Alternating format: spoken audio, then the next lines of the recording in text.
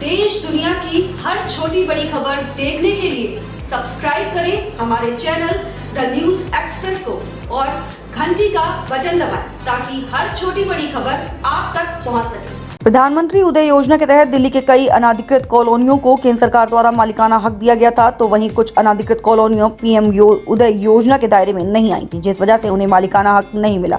इस कड़ी में दक्षिण दिल्ली के 69 अनाधिकृत कॉलोनी के लोगों ने हजारों की संख्या में करीब एक हफ्ते पहले शांति मार्च भी निकाला था। इस दौरान लोगों ने कॉलोनी को पास करने और मालिकाना हक देने की मांग करते हुए नारे भी लगाए थे। दक्षिण दिल्ली के छतरपुर इलाके में जहां हजारों की संख्या में 69 अनधिकृत कॉलोनियों के लोग अपने अपने मालिकाना हक के लिए जगह जगह सरकारी दफ्तरों के चक्कर काट रहे हैं।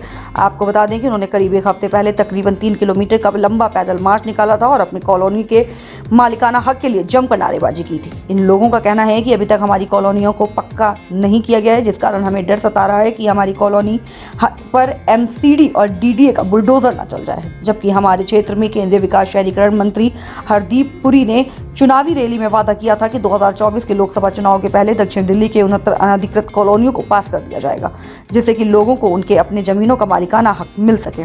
लोगों ने कहा कि मगर अब 2024 के चुनाव के महज कुछ महीने ही रह गए हैं, जिसमें बावजूद भी हमारी कॉलोनियों को अभी तक नियमित नहीं किया जा सका है, जिसकी वजह से हमारी कॉलोनियों में कई प्रकार की दिक्कतों का भी सामना करना पड़ता है। हमारी कॉलोनियाँ नियमित न होने की वजह से हमें अपनी ज़मीन पर किसी भी प्रकार का लोन नहीं मिलता और कई प्रकार की समस्याएं भी आती हैं, जिनका सामना हमें रोज आना करना पड़ता है। इसलिए हम चाहते हैं कि हमारी कॉलोनी को केंद्र सरकार अपने वादे के अनुसार चुनाव से पहले नियमित करे। अभी आपने देखा होगा कि राम मंदिर का भव्य शुभारंभ हुआ। प्रधानमंत्री नरेंद्र मोदी ने प्राण प्रतिष्ठा की और उसी बीच को लेकर छतरपुर मंदिर में भव्य कार्यक्रम का आयोजन किया गया। लेकिन अब छतरपुर की एक ऐसी खबर आपको दिखाने जा रहे हैं जिसके बारे में सुनेंगे तो हैरान हो जाएंगे। अनाधिकृत कॉलोनियाँ 69 अनाधिकृत कॉलोनियाँ हैं, जिसको लेकर लोग परेशान हैं, दर दर भटक रहे हैं, एलजी के पास जा रहे हैं और प्रधानमंत्री नरेंद्र मोदी को भी कई लेटर दे चुके हैं, लेकिन मांग अभी तक पूरी नहीं हुई है। हमारे साथ वो लोग हैं जिन्होंने अभी कुछ दिन पहले ही एक बड़ा छतरपुर में भव्य कैंडल मार्च निकाला था और अब इनकी एक नई मुहिम चालू हुई है। मुहिम ये है कि अब ये जगह जगह जाकर जिस तरीके से यज्ञ करेंगे और यज्ञ के माध्यम से, जैसे प्रधानमंत्री नरेंद्र मोदी जी कहते हैं कि धार्मिक काम कीजिए, तो ये लोग धार्मिक पूजा पाठ करके ही प्रधानमंत्री नरेंद्र मोदी जी को संदेश देंगे और अपनी मांगे मनवाएंगे। बातचीत करेंगे, तमाम लोग हैं। क्या नाम है सर आपका? अनिल मेहता, मैं सचिव वो 69 कॉलोनीज का। अनिल मेहता जी, आप तो भारतीय जनता पार्टी को कट्टर समर्थन करते हैं, प्रधानमंत्री नरेंद्र मोदी जी को भी मानते हैं, फिर क्या कारण है कि आप लोगों को कॉलोनियों को लेकर दर दर भटकना पड़ रहा है, कैंडल मार्च निकालना पड़ता है और एक अब नई मुहिम आपने छेड़ी है? देखिए, हम अपने प्रधानमंत्री जी से तक ये संदेश पहुंचाना चाहते हैं। देखिए, वो इतना हाई लेवल पे काम कर रहे हैं, इतना बड़ा देश है, उसको संभाल रहे हैं, कहीं ना कहीं तो कमी छूट जाती है। ये जो साउथ दिल्ली की जगह है, यहाँ पे देखिए, क्योंकि सरकार तो पूरी अपना पॉलिसीज़ बनाती है, लेकिन उसको पेंडिंग जब किया जाता है तो वो भ्रष्टाचार जन्म लेता है। तो ये भ्रष्टाचार ही कारण है जिस वजह से इतने टाइम से ये अपना कॉलोनियाँ नहीं नियमित। कौन कर रहा है भ्रष्टाचार? देखिए, ये तो मैं किसी का नाम नहीं लूँगा, ये तो सब लोग जानते हैं किस प्रकार इधर अनप्लान्ड सिटी बन रही है। मैं लेफ्टिनेंट गवर्नर जी से 7 तारीख को मिलके भी आया हूँ, उनको सारे फैक्ट्स के साथ मैं बता चुका हूँ सारी स्थिति, तो वो इसको एग्री भी कर रहे हैं कि क्षेत्र के सांसद जी से मुलाकात हुई कभी आपकी? हाँ, हमारे लोगों की हुई है, मुलाकात हुई है। उन्होंने हमको आश्वासन ही देते आ रहे हैं कि आपकी कॉलोनियाँ हो। आश्वासन दे रहे हैं? देखिए, ये पिछले 3-4 साल हो गए हमको ये इस पे मुहिम पे चलते हुए, और जब से आप लोग परेशान? हाँ जी, हाँ जी। तो प्रधानमंत्री नरेंद्र मोदी तक बात नहीं पहुंच रही है, खाली आपको उम्मीद है उनसे? देखिए, अब ये आशा की किरण तो प्रधानमंत्री मोदी जी हैं, तभी तो हमने कैंडल मार्च का अभियान हमने शुरू किया। मांग क्या कर रहे हैं? मांग ये कर रहे हैं कि जो 69 कॉलोनीज हैं उनको नियमित किया जाए। वो इतने टाइम से पेंडिंग है, कुछ रहा ही नहीं गया। देखिए,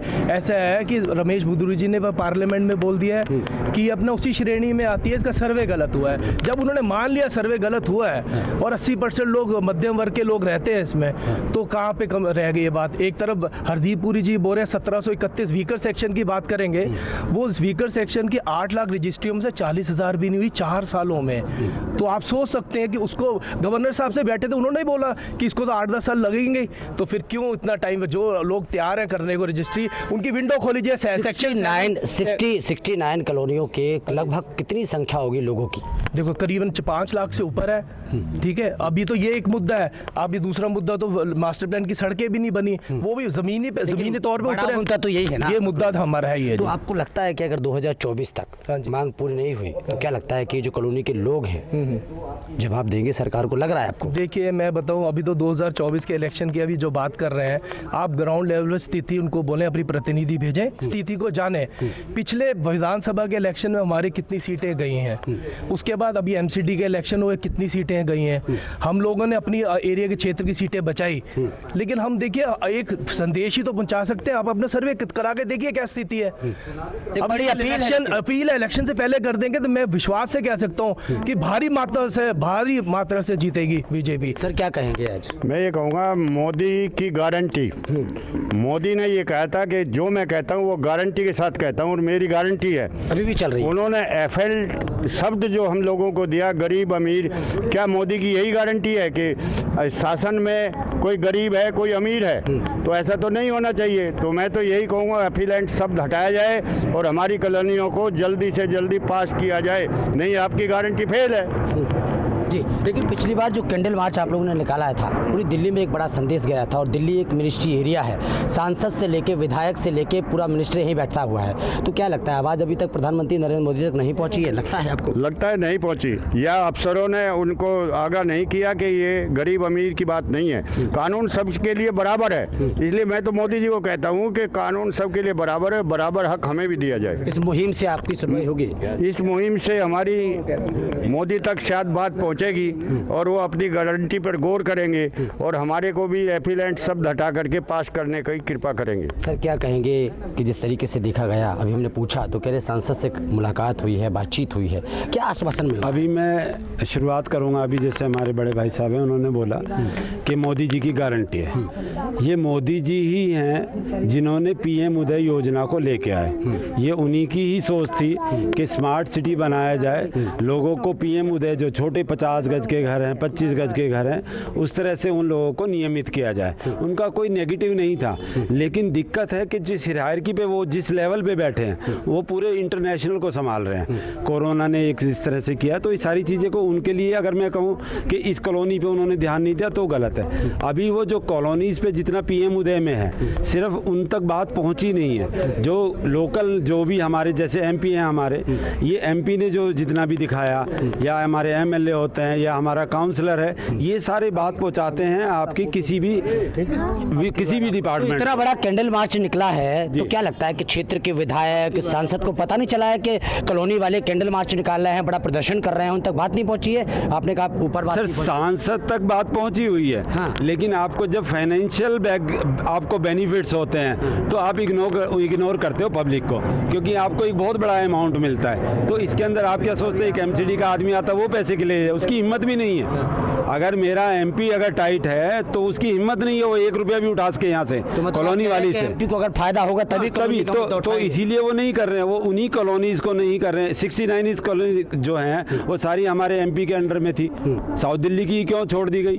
आप कोई कारण तो होगा ना, क्योंकि जब हर लेंटर पे आपको फसल मिल रही है, आपको साल में 6 फसल मिल रही है, तो आप क्यों एक पे ध्यान दोगे? तो यही हुआ है। तो क्या अपील करना चाहेंगे, वो ये जो मुहिम आप छेड़ रहे हैं, ये आज जो शुरू की है आपने, इससे क्या प्रधानमंत्री नरेंद्र मोदी तक बात पहुंचेगी आपकी? हाँ, हम लोग भाजपा कार्यकर्ता हैं, कर्मठ कार्यकर्ता हैं, हम लोग देश के लिए काम करते हैं, भारत माता के लिए काम करते हैं। हम लोग चाहते हैं कि एक ईमानदारी से काम हो। एक 50 गज वाला अगर रह रहा है तो उसका 500 गज वाला भी रह रहा है, लेकिन 50 गज वाले का घर क्यों तोड़ रहे हैं आप? 500 वाला क्योंकि वो अफोर्ड कर सकता है, वो एमसीडी को मैनिपुलेट कर सकता है, पैसे दे सकता है, बचा सकता है मकान, लेकिन 50 गज वाला 25 गज वाला कहाँ जाएगा? तो उसके लिए दिक्कत है। तो आप जब नियमित कर देंगे तो ये सारा जो ये करप्शन का जो ये जितने भी ऑफिसर्स आते हैं पैसे लेते हैं वो सब बंद हो जाएगा। तो क्या लगता है कि 2024 से पहले मोदी की गारंटी में आपका नंबर आएगा?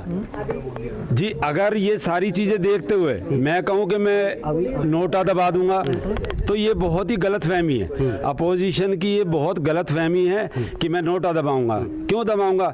क्या अगर छोटी सी गलती है तो मैं अपना बाप बदल दूंगा? नहीं बदलूंगा ना। मेरा देश तो बहुत अच्छा चला रहा है ना, मेरा घर टूटता है मुझे ही परवाह नहीं है, लेकिन मेरी बात वहाँ तक पहुँचे, एक बार वहाँ पहुँच जाएगी। और जो ये हम कर रहे हैं, जो माध्यम है हमारा, आपने देखा बिल्कुल सभ्य तरीके से, चाहे हमारा वो पीसफुल कैंडल मार्च था, हमने दिन में किया।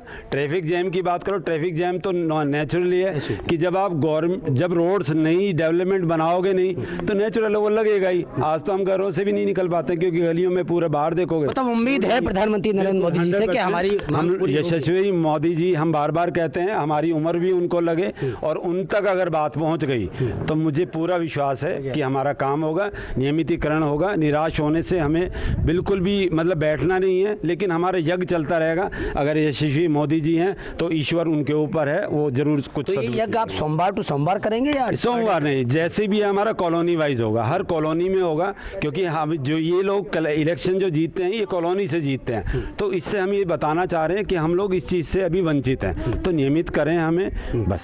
ठीक है, क्या कहेंगे सर?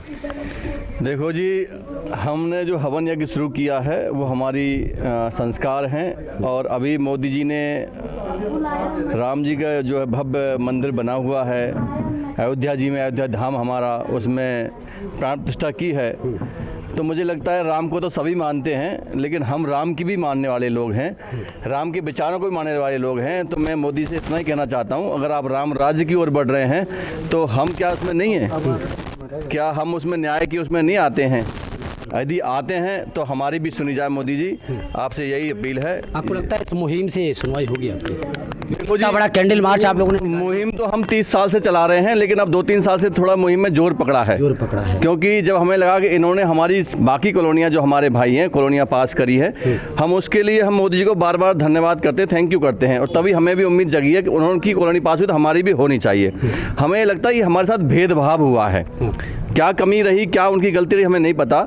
और हमें पूरा विश्वास है कि मोदी जी को ये हमारी बात सुननी ही पड़ेगी। ये मुहिम जैसे जैसे हमारे लेट होंगे वैसे हम आगे बढ़ेंगे। हमें किसी भी हद तक जाना पड़े, हद तक मतलब कानून के संविधान के तहत हम सरकार जाएंगे। के द्वारा भेदभाव हुआ है या कुछ अधिकारी हैं उन्होंने भेदभाव किया है? देखो जी, इसमें अधिकारी भी शामिल है और इसमें अब सरकार भी शामिल है, क्योंकि ये सरकार तक बात जा चुकी है। अधिकारी की बात जब तक थी, जब तक हड्डी पूरी तक नहीं गई थी। जब मिनिस्टर साहब ने संसद में खड़े होकर कहा कि हमें ये पास करनी है, तो इसका मतलब हम ये नहीं कह सकते कि भाई केवल अधिकारी हैं, इसमें सरकार भी अब शामिल हो चुकी है। सरकार को भी ये इसमें इतना ही जो है उनका दोष माना जाएगा जितना अधिकारियों का है। जी, क्या कहेंगे सर? मैं दो बात कहूँगा। आप सभी बोलते हैं मोदी के कान में पड़ा कि नहीं। मोदी के कान में पकाने के लिए हमने सांसद भेजा है। सांसद जो पार्लियामेंट में बैठ के बोलते हैं, मोदी के कान में नहीं पड़ता है क्या? ये सारा सर दुर्नीति है। लेंटर डाल तोड़ो, पैसा लो। उसमें किसका भागीदारी क्या है हम नहीं बोल सकते हैं। ये जैसे भाई साहब ने बोला 500 गज वाला बच सकता है, 50 गज वाला कहाँ बच सकता है? तो हम मानते हैं कि जिन अधिकारियों को इन कॉलोनियों से फायदा होगा तभी हमारा मुद्दा उठेगा। बिल्कुल। और फायदा नहीं होगा तो नहीं उठेगा। नहीं उठेगा। ये करप्शन बंद होगा तो हो जाएगा। एपुलेंट काट दो, काम खत्म। चलिए, बहुत बहुत शुक्रिया आपका। तमाम लोगों से बातचीत की है और आपने देखा कि किस तरीके से कुछ लोगों ने नाराज़गी जताई है सरकार को और क्षेत्र के सांसद को। लेकिन कुछ लोग ये भी कह रहे हैं कि प्रधानमंत्री नरेंद्र मोदी जी से हमें बड़ी उम्मीद है, क्योंकि पूरा देश चला रहे हैं वो और हर जगह उनकी नज़र है। आपने देखा होगा कि कश्मीर में धारा 370-35 ये पर मुद्दे पर काम किया उन्होंने। और अब एक सबसे बड़ा मुद्दा जो 550 साल पुराना मुद्दा है, राम मंदिर प्राण प्रतिष्ठा वाला, वो भी पूरा कर दिया। हिंदुओं के मन में खुशी है और खुशी की लहर है। 22 जनवरी को लोगों ने दिवाली मनाई थी। लेकिन अब इन कॉलोनियों का क्या होने वाला है, क्योंकि जिस तरीके की मुहिम कैंडल मार्च के बाद इन लोगों ने छेड़ी है, ये आने वाला वक्त बताएगा। क्या क्षेत्र के सांसद सुनेंगे, विधायक इस मुद्दे को उठाएंगे, प्रधानमंत्री तक की बात पहुंचेगी, ये तो आने वाला वक्त बताएगा। कैमरामैन अमन के साथ ब्रजेश कुमार।